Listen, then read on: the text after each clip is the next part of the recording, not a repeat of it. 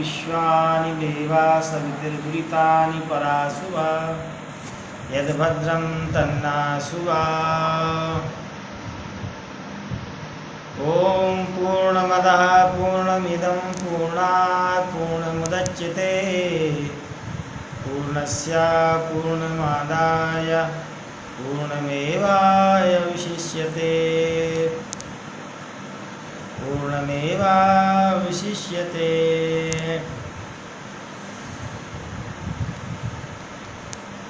विख्यात चारों वेद मानो चारों दिशा के सार हैं।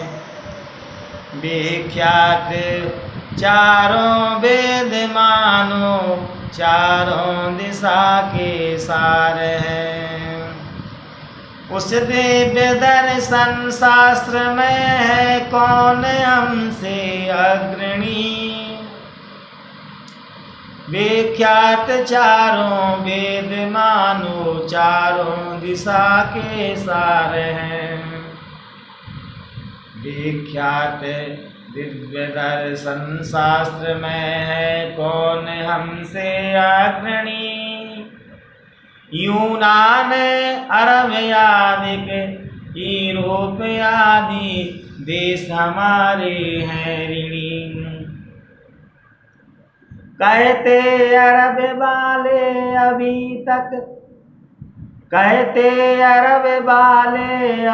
तक हिंद शाही अंक से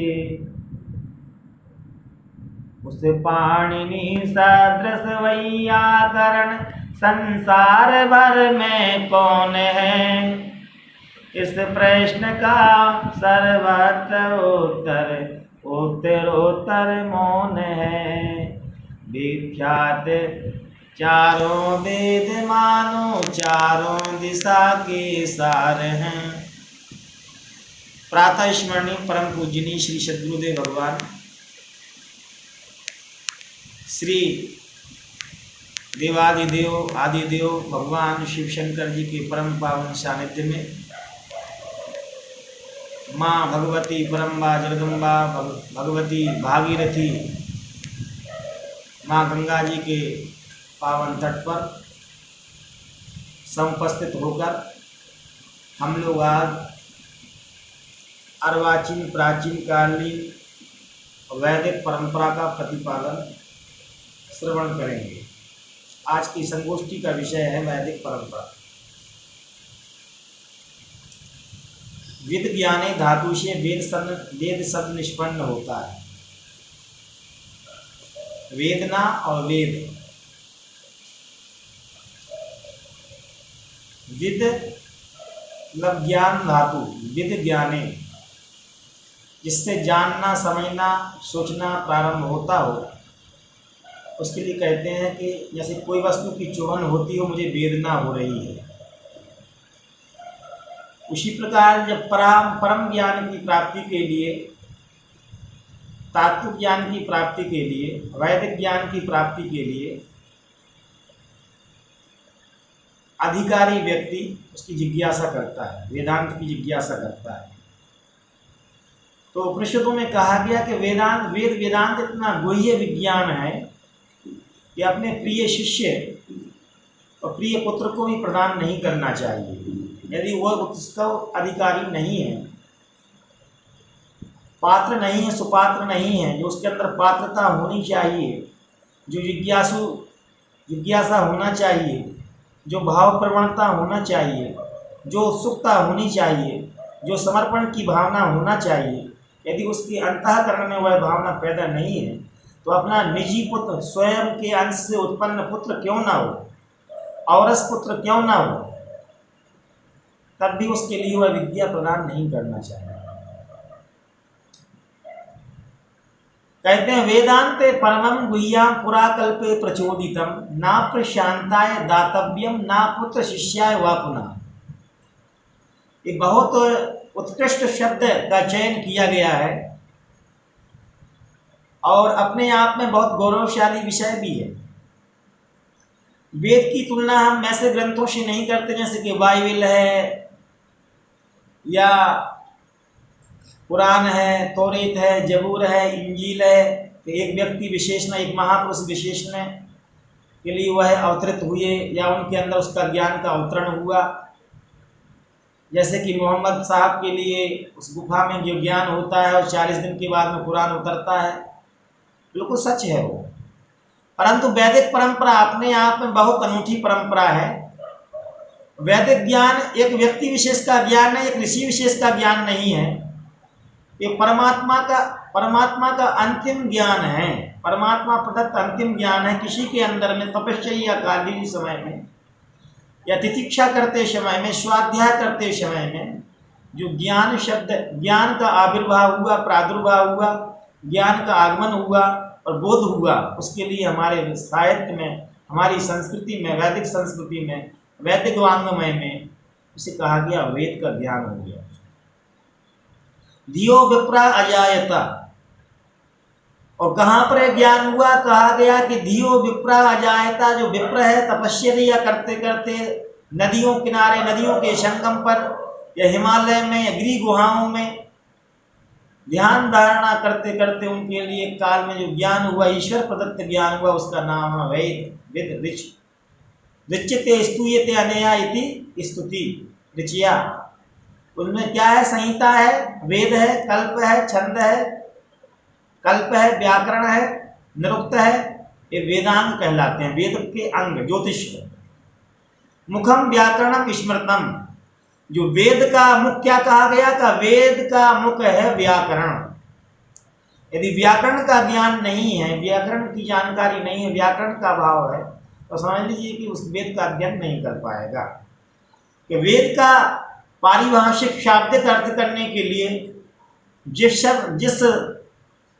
शास्त्र का अध्ययन करने की आवश्यकता पड़ती है, उसका नाम है निरुक्त। निघंटू का निरुक्त। बिना निरुक्त के हम वेद का शाब्दिक अर्थ कर ही नहीं सकते। हम गलत अर्थ कर लेंगे, हम रंग में भंग कर देंगे, अर्थ का अनर्थ कर देंगे। और जिसने जो है यदि निरुक्त का अध्ययन नहीं किया, तब भी हम समझ लेना कि उसके लिए हम सुंदरता प्रदान नहीं कर सकते, वेद की हम व्याख्या कर ही नहीं सकते। वेद की व्याख्या वही सही ढंग से कर सकता है, व्युत्पत्ति वेद की वही व्यक्ति कर सकता है, वही शास्त्रज्ञ, वही मनीषी, वही विद्वान, वही जानकारी दे सकता है, वही अर्थ कर सकता है, जिसके लिए निरुक्त का अध्ययन होगा। कहा कि चक्षु क्या है? का चक्षु का ज्योतिष, ज्योतिषा मैनम साक्षात तच्च ज्ञान मतेन्द्रियम।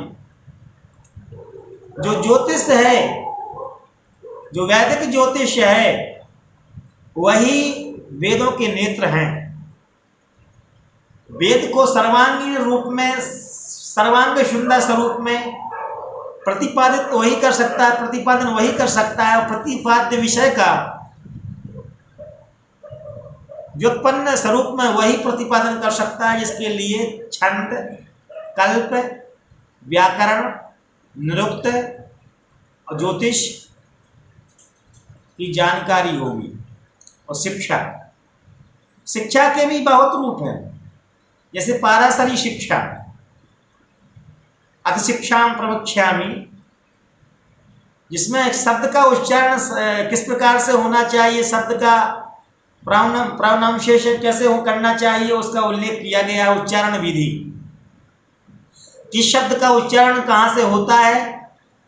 यथा सौराष्ट्रिका नारी तक्रंग इत्यभिभाष्यते, सौराष्ट्र में उच्चारण किस प्रकार होता है, महाराष्ट्र में किस प्रकार से उच्चारण होता है, यवन भाषा में किस प्रकार से उच्चारण होता है, उसके लिए हमारे शास्त्रों में कहा गया कि व्याकरण के साथ साथ में शिक्षा का होना नितांत आवश्यक है। बिना शिक्षा के हम वेद को नहीं समझ सकते, बिना व्याकरण के भी नहीं समझ सकते हैं, बिना ज्योतिष के भी नहीं समझ सकते हैं।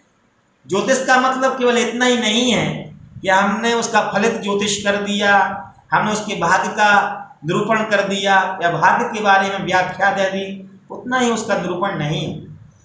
वास्तव में जो ज्योतिष है, ज्योतिष से तात्पर्य है कि देखने की क्षमता, जैसे एक व्यक्ति कमरे में बंद है, प्रकोष्ठ में बंद है, कक्ष में बंद है, तो वह बाहर में जो ऊंचाई जो बाहर में घटित हो रहा है कि गाड़ी जा रही है कि बैलगाड़ी जा रही है कि कौन सा वाहन जा रहा है, उतने से केवल अनुमान लगा सकता है अपने इंद्रियों के द्वारा। पर वास्तविक साक्षात स्वरूप का दर्शन तो तब होगा जब हम बाहर में जाकर के देखेंगे कि नहीं गाड़ी कौन सी जा रही है। एक व्यक्ति कमरे में बंद है और दूसरा व्यक्ति छत पर बैठा हुआ है। इसके लिए ज्योतिष की जानकारी होती है, मतलब कि वो कमरे में बंद व्यक्ति से ऊपर बैठा हुआ व्यक्ति है, उसकी खिड़कियों के दरवाजे खुल गए हैं उसके लिए, मतलब वो गवाक्षों के द्वारा खिड़कियों के माध्यम से और दूरदर्शी जो होने वाला है उसका वो दर्शन कर सकता है। ज्योतिष अपने आप में परम विज्ञान है। यथा उदाहरण के लिए जैसे कि श्री गर्ग जी का आगमन भगवान श्री कृष्ण जी के नंद यशोदा जी के यहाँ पर होता है, नंद बाबा जी के यहाँ पर होता है। जब नामकरण संस्कार होने लगता है तो अपने नंद गर्गा पुरोहितो राजन यदुनाम सुमहातपा ब्रजम जगाम नंदस्य वसुदेव प्रचोदिता। उनके कुलगुरु जी का आगमन होता है, तम दृष्टवा परम प्रीता प्रत्युत्थाय कृतांजलि, उठकर के अभिवादन अभिनंदन स्वागत सत्कार करते हैं और आसन दे उच्चासन दे करके उनको अभिवादन करके बैठाते हैं और वो भविष्यवाणी करना शुरू कर देते हैं। बहुनी शंति नामानी रूपाणी च सुतस्ते, आपके पुत्र के बहुत सारे नाम होंगे या बहुत बड़ा पराक्रमी होगा, वो सब देख लेते हैं ग्रह नक्षत्र के द्वारा। जो लोग ज्योतिष को अंधविश्वास के रूप में देखते हैं वो अभी भ्रमित हैं। आज से हजारों साल पहले जब कोई विज्ञान विकसित नहीं हुआ था तब भी ब्राह्मण लोग ज्योतिषीगण बोलते थे फलाने तारीख के दिन जो है ग्रहण पड़ेगा, चंद्र ग्रहण होगा, सूर्य ग्रहण होगा। उसके द्वारा अपने आप मालूम चल जाता था कि वास्तव में सूर्य ग्रहण हुआ, चंद्र ग्रहण की तिथि ये बताई थी शास्त्री जी ने और चंद्र ग्रहण हुआ। तो कहने का था आपके ज्योतिषामयनम साक्षात एतज्ज ज्ञानम अतीन्द्रियम, जो अतीन्द्रिय का विषय है वह ज्योतिष है। सूर्य सिद्धांत ज्योतिष, जिसके लिए सूर्य नारायण राव नाम के एक दक्षिण में बहुत बड़े विद्वान हुए, वो जैसा बोल दे के वैसा सच निकलता था।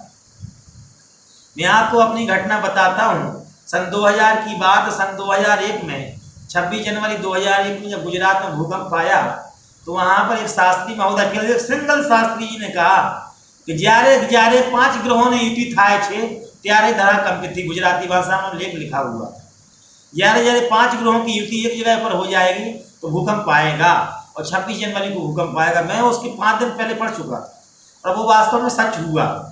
मैं इसके लिए पुष्ट नहीं करना चाहता हूँ कि ज्योतिष इतनी एक कॉमन ज्योतिष जिसके लिए बदनाम कर दिया गया है वह ज्योतिष नहीं है। ज्योतिष तो ऐसा अनुपम विषय, अनूठा विषय है कि वेद भगवान की साक्षात नेत्र के रूप में ज्योतिष का प्रतिपादन किया जाता है। मुख्य क्या है? का व्याकरण। बिना व्याकरण, क्या व्याकरण कौन सी है? का पाणिनि व्याकरण, नारदीय व्याकरण, पतंजलि व्याकरण, याज्ञवल्क्य व्याकरण और जो है कात्यायनी व्याकरण, वृत्तिकार महर्षि आदि हुए हैं, उनको व्याकरण कहा गया। जो वर्तमान में व्याकरण, उसका नाम व्याकरण नहीं है। व्याक्रियन्ते व्युत्पाद्यन्ते अनेनिति शब्दा इति व्याकरणम, जिसके द्वारा शब्द शिक्षण किया जाता है। शुद्धि का जो आप शब्दों को काट करके या शुद्ध अक्षरों को काट करके जो व्युत्पन्न बना देती है, शरण संपन्न बना देती है, जिससे व्युत्पत्ति साबित कर देता है, उसका नाम व्याकरण है। व्याक्रियन्ते व्युत्पाद्यन्ते शब्दा अनेनिति व्याकरणम। और जो व्याकरण को जानने वाला है उसका नाम क्या है? वैयाकरण।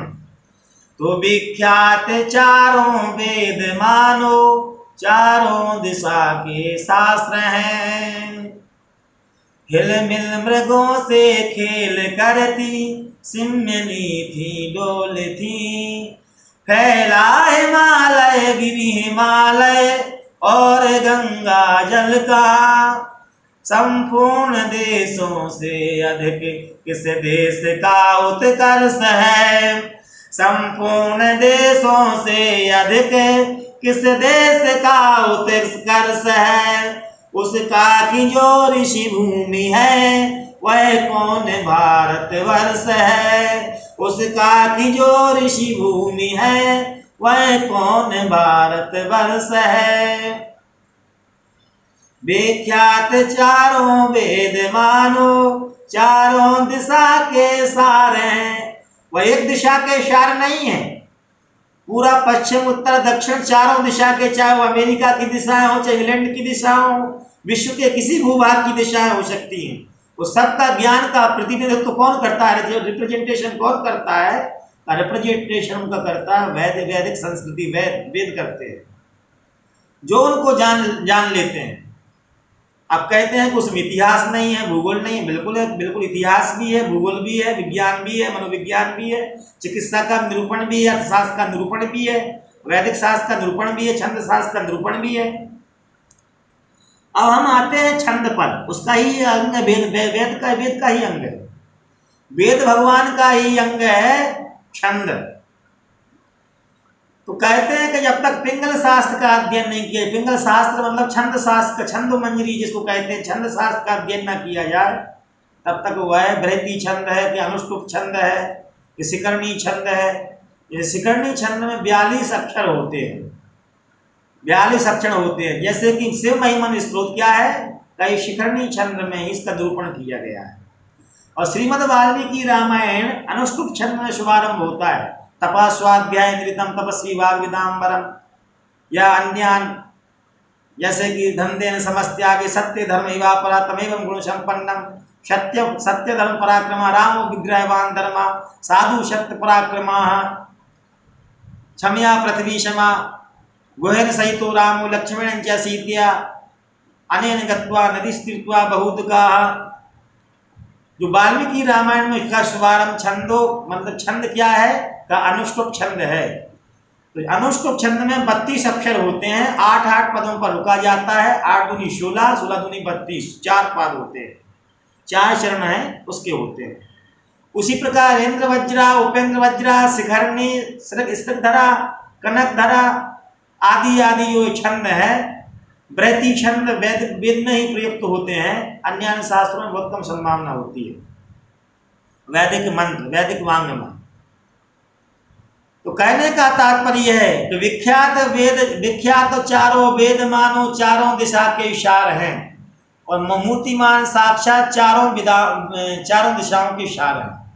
जैसे कि श्री रामचरितमानस में एक उल्लेख आता है कि जब श्री भरद्वाज जी के आश्रम पर श्री राम जी पहुंचते हैं, तो भगवान राम जी कहते हैं कि मुझे मार्ग प्रशस्त करने के लिए, मार्ग बताने के लिए हमारे लिए कुछ शिष्यों को दीजिए ताकि हमें चित्रकूट का रास्ता दिखा दें। तो वहां पर मुनिमन मुदित 50 7 लाख मुनि शिष्य बुलाए, मुनिमन मुदित 50 आए।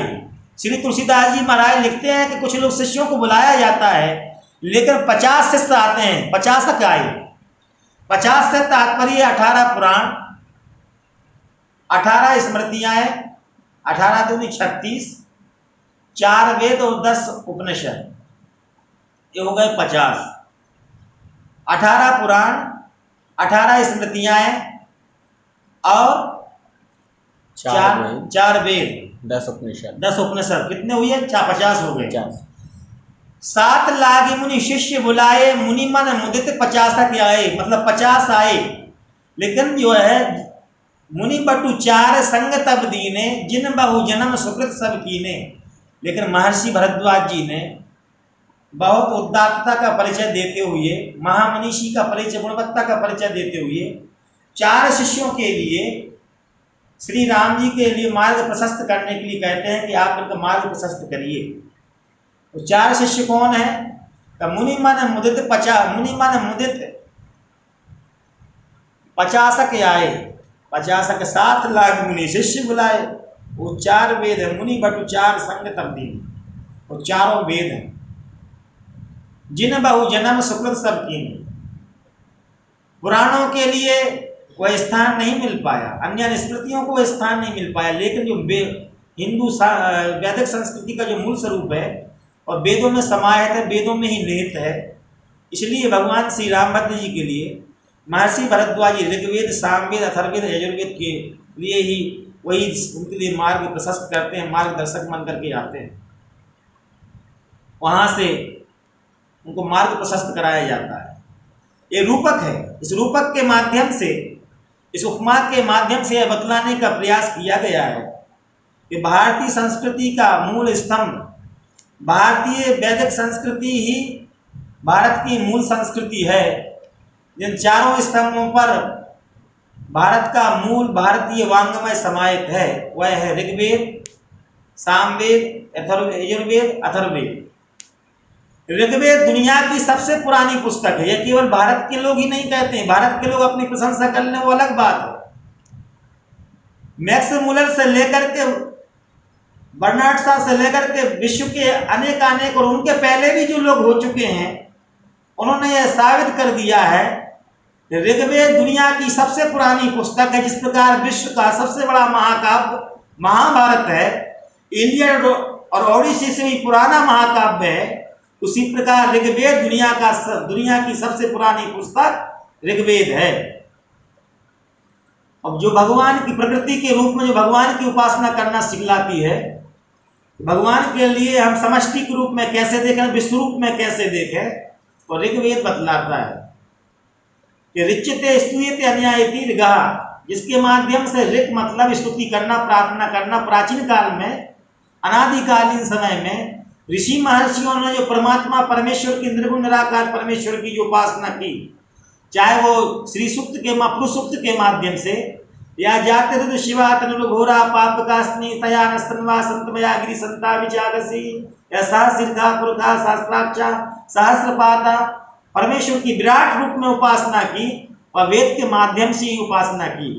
ऋग्वेद से तात्पर्य की स्तुतियों का शास्त्र, प्रेयर का शास्त्र, प्रार्थना का शास्त्र, और जिसके माध्यम से यह बतलाने का प्रयास किया गया है कि हमें परमेश्वर की उपासना कैसे करना चाहिए। कैसे? तो उपवासो उपसमीपो योवासो जीवात्मा परमात्मा योग। ये जीवात्मा और परमात्मा का क्या संबंध है, किस प्रकार से जीवात्मा परमात्मा में तल्लीन हो सकता है, उसका निरूपण किया गया है। उसका नाम ऋग्वेद है। जैसे उपनिषद संस्कृति में आता है कि सर्वप्रथम ऋषि महर्षिगण अपने एक उद्देश्य बना करके प्रश्न करते हैं शिष्यगण अपने गुरुदेव से, आचार्य से, कि किम कारणम ब्रह्म कुता स्म जाता जीवाम केन क्वच संप्रतिष्ठा वार्ता मय ब्रह्म विदो व्यवस्था। मतलब योग का उपदेश शुरू होता है श्वेता श्वेतरोपनिषद में कि किम कारणम ब्रह्म, ब्रह्म क्या है, किम कारणम ब्रह्म कुता स्म जाता, जीव कैसे उस परब्रह्म में प्रतिष्ठा पाता है, कैसे लीन होता है और कैसे परमेश्वर को जाना जा सकता है। इस जिज्ञासा से, इस ब्रह्म जिज्ञासा से ही वेदांत का शुभारंभ हुआ है। इसके लिए वेदांत दर्शन में श्री बादरायण महर्षि जी ने कहा अथा तो ब्रह्म जिज्ञासा। अथा तो ब्रह्म जिज्ञासा से तात्पर्य है कि जब सब कुछ वेदांग शास्त्र उपनिषदों को जान लिया, उसके जानने के उपरांत में एक विधि शुभारंभ होता है कि हम सबसे ऊब चुके हैं। वह ज्ञान है जिसके जानने के बाद में कोई जानना शेष नहीं रह जाता है। वह कौन सा ज्ञान? तो श्री वेदव्यास जी महाराज कहते हैं कि जब सबसे ऊब गया, सबसे बरी होकर के, उरण होकर के, निर्मुक्त होकर के, पर एक ही प्रश्न बचता है कि मैं कौन हूँ, मैं कहाँ से हूँ आया, मेरा स्वरूप क्या है, मुझे क्या करना चाहिए, इससे मुक्ति का उपाय क्या है, आदि आदि प्रश्नों का समाधान अपने गुरुदेव से मांगते हैं और वेद से ही उसका उत्तर प्राप्त होता है। जब भोगों से उब गया, विराग हो गया, उपराम हो गया, अब उसके लिए षट संपत्ति की प्राप्ति की लालसा बनी। सम दम नियम, शम दम नियम। जब जैसे कि देवता लोग जो वेद की जानकारी उनको प्राप्त करनी थी, तो देवता लोग सब सर्वप्रथम ब्रह्मा जी के पास गए कि मुझे ज्ञान दो। भगवान ब्रह्मा जी ने कहा कि ज्ञान इतना सस्ता नहीं है, आप जाकर के कुछ दिन तपस्या करो, तितीक्षा करो, चतुर्मासा करो, चतुर्मासा करने को उपरांत आओ तब मैं आपको ज्ञान प्रदान करूंगा। यह कथा अपने आप बहुत अनूठी है। देवताओं ने 4 माह चतुर्मास किया। तत्पश्चात प्रजापति ब्रह्मा जी के पास में आए, इनके हाथों में 4 वेद हैं, शास्त्र हैं, सब उनके ही पास में है। अब उनसे ज्ञान प्राप्ति की लालसा जगती है। वैदिक ज्ञान कैसे प्राप्त हो? क्योंकि वेद का ज्ञान इतना सस्ता नहीं, देवताओं को भी तपश्चर्या करनी पड़ती है। देवतागण तपश्चर्या करने के उपरांत लोक पितामह ब्रह्मा जी के पास जाते हैं कि मुझे ज्ञान प्रदान करने की कृपा करें। श्री ब्रह्मा जी कहते हैं, ब्रह्मा जी ने कहा, हे देवता लोग, आपने तपस्या की, इसके लिए मैं आपको आशीर्वाद देता हूं, दा। देवताओं ने कहा, मैं तो 4 महीना तपस्या की और केवल इतना ही सटीक उपदेश दिया, एक अक्षर बोल दिया दा। हमें दा का अभिप्राय समझ में नहीं आया, आपने क्या कह दिया? दा में ही सब कुछ समाया हुआ है, हमारे पास 50 घंटे नहीं है हमें बोलने के लिए, मेरे दा में ही सब कुछ छिपा हुआ है। अरे भाई, आपने जब दा ही कहना था तो पहले ही कह देते। उन्होंने कहा कि नहीं, तुमने 4 माह तपस्या की, मैंने आशीर्वाद के स्वरूप में केवल दा उपदेश दिया, दा।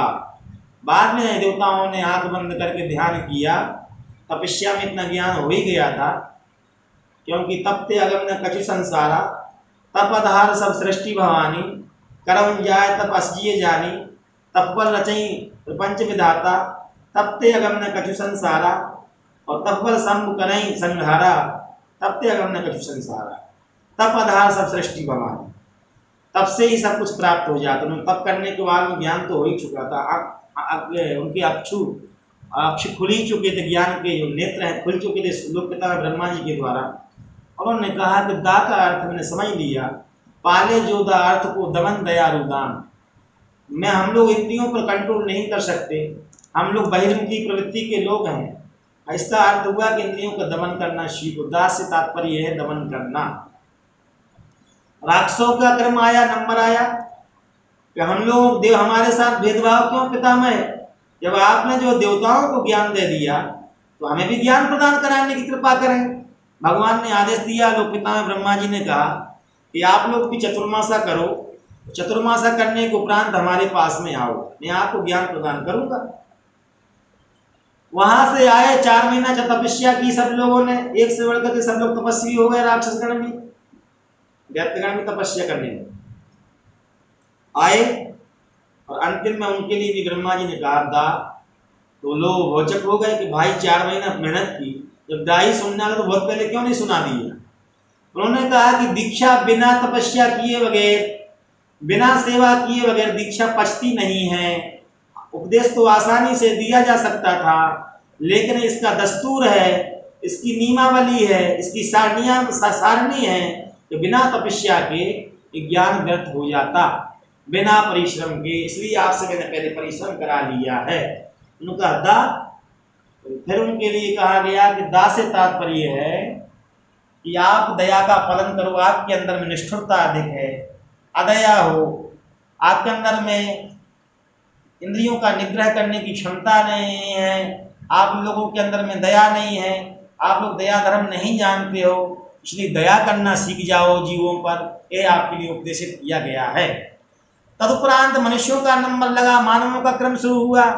मानव ने कहा, हे भगवान जी, आपने देवताओं को उपदेशित कर दिया, आपने जो है दैत्यों को उपदेशित कर दिया, हम लोग क्या इसकी पात्रता नहीं रखते? हम लोग आपके बच्चे नहीं है क्या? आपकी संतान नहीं है?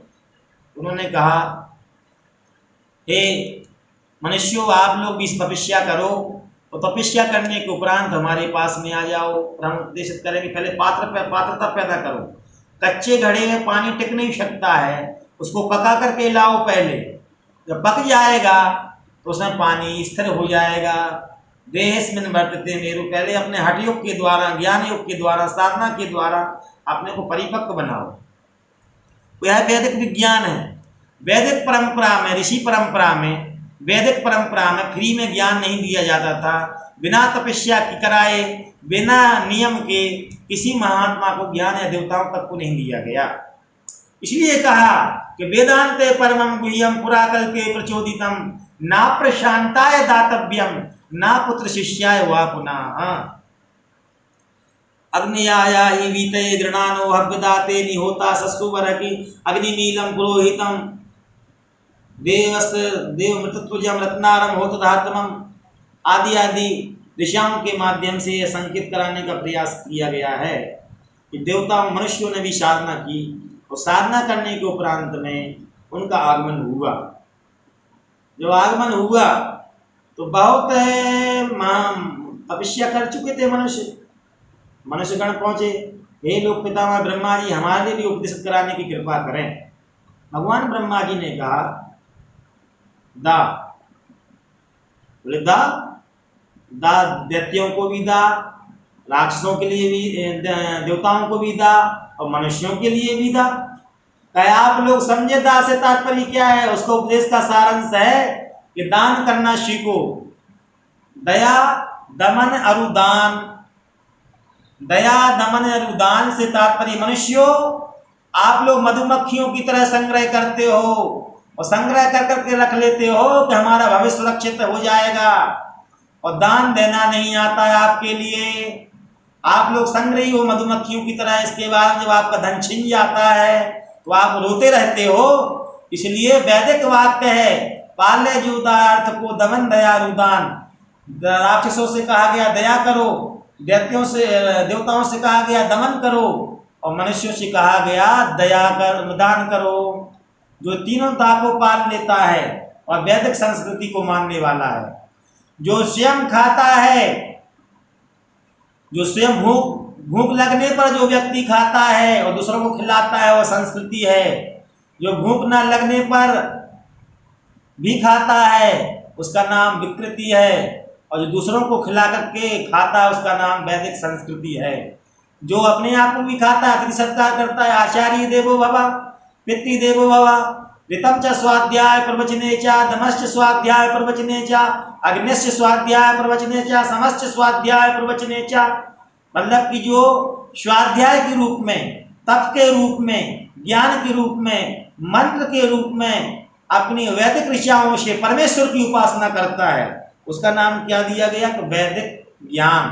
और वैदिक ज्ञान क्या है? वैदिक ज्ञान यह है कि सर्वप्रथम उठ करके पंच यज्ञ करना, जो कि आजकल हम लोग भूल गए हैं। ऋषि यज्ञ से स्वाध्याय आदि वैदिक यज्ञ करना पड़ता है, चारों वेदों के चार मंत्रों का ज्ञान, और उसके लिए फिर जो है ब्रह्म यज्ञ, ऋषि यज्ञ, देव यज्ञ, नर यज्ञ, जो जीवों की हिंसा हो जाती है आदि आदि उसके लिए बचाव के लिए, ऋषियों के तर्पण के लिए, यह वैदिक संस्कृति है। तो कहने का तात्पर्य, कहने का आशय है कि विख्यात चारों वेद मानो, चारों दिशा के सार हैं, उस दिव्य दर्शन शास्त्र में है कौन हमसे अग्रणी। यूरोप अरब आदि हैं हमारे ही ऋणी। आगे लिखते हैं संसार में सबसे बड़ी सर्वांतकारी काल है, तीर्थराज प्रयाग का इलाहाबाद है। प्रयाग, इसका नाम प्रयाग था, वैदिक संस्कृति में पुराना नाम क्या था? प्रयाग। प्रकृष्ट याग प्रयाग, जहां उत्कृष्ट यज्ञ होते थे वैदिक संस्कृति को सुरक्षित रखने के लिए। और आगे लिखते हैं कि अवतारों की परंपरा, विख्यात चारों वेद मानो, चारों दिशा के सार हैं, भूलोक का गौरव, प्रकृति का पुण्य लीला स्थल कहाँ, फैलाए मालय गिरी हिमालय और गंगा जल कहाँ। भूलोक का गौरव, प्रकृति का पुण्य लीला स्थल कहाँ, फैलाए मालय गिरी हिमालय और गंगा जल कहाँ। संपूर्ण देशों से अधिक किस देश का उत्कर्ष है, उसका की जो ऋषि भूमि है वह कौन भारत वर्ष है। ईशा मोहम्मद आदि का जग में न था तब भी पता, कितनी पुरानी सभ्यता है कौन सकता है बता। वैदिक सभ्यता है जिसके लिए हमारे यहाँ जो आधुनिक विज्ञान है, आधुनिक इतिहासकार है, बोलते 5000 साल पुरानी सभ्यता। मैं उनके लिए धन्यवाद देना चाहूंगा। तो 5000 साल पुरानी सभ्यता नहीं है, यह कितनी पुरानी सभ्यता है कौन सकता है बता। वैदिक संस्कृति जो है अनादि संस्कृति है, हजारों संस्कृति आई गई, लेकिन उस संस्कृति का मिस्र की संस्कृति, ये इजिप्ट की संस्कृति, चीनी संस्कृति, यूनानी संस्कृति और जो है इंग्लैंडियन संस्कृति, सुमेरियन संस्कृति, बेबीलोन संस्कृति, लेकिन ना जाने कितनी संस्कृति आई गई, लेकर एक संस्कृति सुरक्षित रहती है। वह नाम कौन सा है का वैदिक संस्कृति, जिसमें कहा गया अन्नम ना निंदा तद्वृतम आपो वा अन्नम आपो वा अन्नम, अन्नम निंदा अन्नम ना निंदा अन्नम बहुकुर्वी। जो प्रकृति से जुड़ा हुआ वेद में कहा गया अन्न को बहुत उत्पादन करो, अन्न का बहुत उत्पादन करो, अन्न की निंदा मत करो, माता पिता की पूजा करो, मातृदेवो भव पितृदीय देवो भव। इसमें फिर बाद में कहा गया जब पराकाष्ठा में पहुंच जाता है तो ध्यान योग के द्वारा परमेश्वर का प्रतिपादन किया जाता है। कैसे ध्यान करें, यस्या मतम तस् मतम मतम यस्य न वेद सा। ज्ञान देते देते फिर आत्मज्ञान की बारी आती है, इसमें नचिकेता प्रसंग आता है। कहने का तात्पर्य है कि वैदिक वाङ्मय में किसी एक व्यक्ति विशेष की उपासना नहीं है, किसी व्यक्ति विशेष महापुरुष का कोई मंत्र नहीं है। जो समष्टि का ज्ञान है, परमेष्टि का जो ज्ञान है, व्यक्ति नहीं, व्यष्टि नहीं, व्यक्ति नहीं, समष्टि ही नहीं, परमेष्टि का जो ज्ञान करा देती है, ऐसी संस्कृति का नाम है वैदिक संस्कृति। वैदिक वाङ्मय में जहाँ तहाँ पर केवल एक समगक्षध्वम संवदध्वम संभुमनांसि जानताम देवाभागम यथा पूर्वे संजानना उपासते। ओम शन्नो देवीरभिष्टये शन्नो भवन्तु प्रीतये। ओम पूर्णमदा पूर्णमिदं पूर्णात् पूर्णमुदच्यते पूर्णस्य पूर्णमादाय पूर्णमेवावशिष्यते। जब कोई नहीं था तब भी था, जब कोई यहाँ पर नहीं रहेगा तब भी वह रहेगा। नासदीय सूक्त के माध्यम से महापुरुषों ने, ऋषि वाक्यों ने, ऋषि का आप्त पुरुषों ने, महापुरुषों ने, वैदिक ऋषियों ने यह बताने का प्रयास किया कि धरती पे कुछ भी नहीं था तब भी वह था, वो रहेगा, अंतिम में वही सच है। सब कुछ जानने के बाद में जो रहने वाला है वही शाश्वत सत्ता है। जो शाश्वत नियमों को मानता है, जो ऋतु को मानता है, वो वेद को मानने वाला है। जाने अनजाने में सारे लोग यदि वो सत्य की तरफ चलते हैं तो वह वेद की जो वेद ज्ञान की तरफ चलते हैं तो दुनिया में कोई भी व्यक्ति वेद का उपासक हो सकता है। विदेशों में भी हजारों की संख्याओं में मनीषियों ने वेद पर सर्च किया। उसके लिए कहा गया कि आदि ग्रंथ है, जब मनुष्य की मूल शक्तियां हैं, मूल ज्ञान हमारे वेदों में छिपा हुआ है। इसलिए विख्यात चारों वेद मानो चारों दिशा के सार हैं। इसका न्यूज शब्द बनता है कि इस न्यूज से नॉर्थ वेस्ट ईस्ट सबकी जानकारी देता है। उसी प्रकार समष्टि ब्रह्मांड की जानकारी प्रदान करने वाली जो ज्ञान शक्ति है वह वेदों में निहित है। इसके लिए ऋग साम यजुर्वेद अथर्ववेद जो चारों सर्वांगीण मनुष्य जीवन जीने के लिए मनुर्भवा, तो मनुष्य हो माता निर्माता होती, माता निर्माण करती है। माता जो है वह हमारी माँ पहला परमेश्वर का साक्षात स्वरूप है।